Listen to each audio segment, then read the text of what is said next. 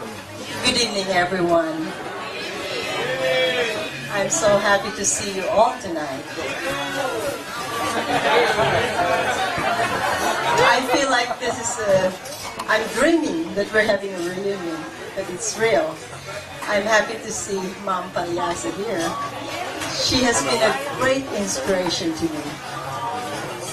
My first degree is AB English. Did you know that? Maybe because she gave me leading roles in our dramas. Esther! But then it wasn't God's will for me to be an English teacher. So, because of my very close friendship with Flory, she brought me to their hospital at the Bicol region. And that was where I got my great inspiration to be a doctor.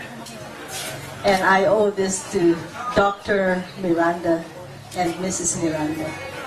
I have watched their surgeries every summer vacation, and I was greatly inspired to be a doctor. And I thank God for this. And I've been working in Bangkok for 27 years, and I was telling some of our classmates, the next reunion would be in Bangkok.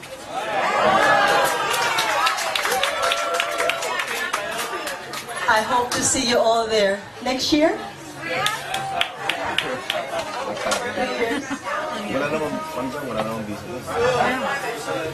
We welcome you all there, and then in the beautiful tradition of the Thai people, I greet you, Sawati.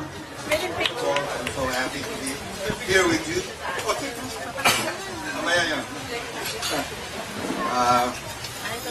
Especially, I want to thank Edmundo and Abraham for looking for Riguyal and Luis also. I haven't seen especially Luis. I haven't seen Luis for 40 years.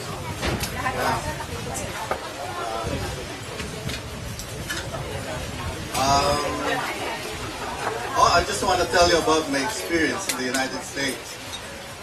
Kasi akala niyo masarap doon, ha? Hindi masarap doon. In fact, if you have an enemy, tell him to or her to go to the United States. Bawi na kayo nun. You know, my first job in the United States is a stripper. Stripper. Yeah. I stripped the beds in Holiday Inn and bring it to the laundry.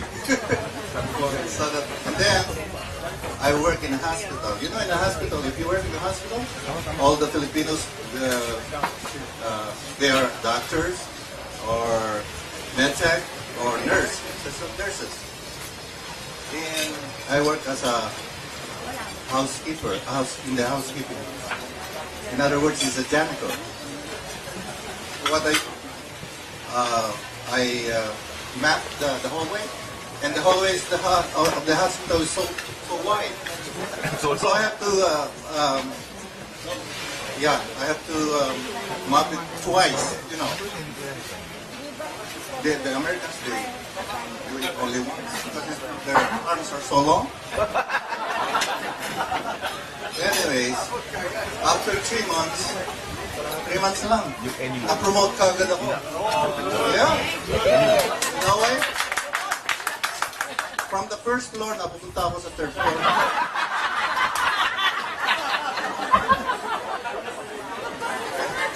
Pareho pa rin ang sweldo, pero...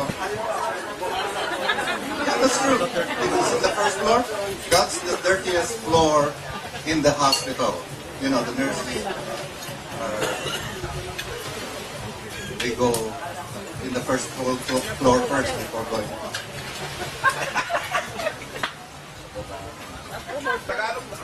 Tagalogin mo na. Ikaw, Tagalog mo eh. Alin ba si Paul? Hindi, ito pa. Miss Palyasa is a good teacher. Yeah. She taught us good English. Kasi nung first year ako, college, I am in English 1, nasa end questions kami. Remember that? Sino bang classmate ko? Classmate ka ba? No. Hindi. Anyways, we are in the subject about end questions. You know, when you say, "You're beautiful, aren't you?" Tapos tinawag yung isang classmate namin. Hindi si Rod. Ano ba yan? Pero nakalimutan ko nga. So, tinawag siya to make a statement in the end question. Sabi niya, "She sweeps the floor. Sweep and she?"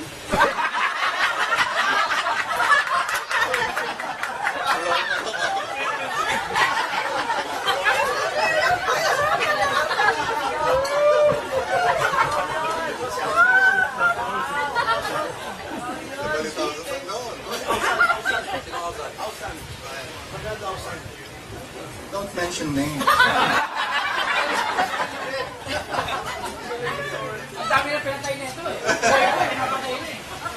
Ito pa, one time napunta kami kay Salvador. We saw Edsel with a rooster. May bago. Ginagamit siya sa sabong yan, di ba? Sabi niya, "Is those were your cheeks? That's very brave. Is it a boy or a girl?"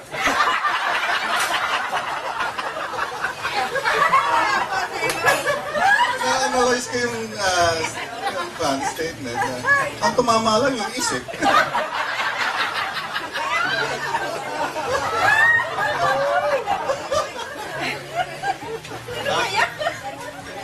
Hawak na Edsel yung pamsabong eh. "Is those were your cheeks? It's very brave. Is it a boy or a girl?"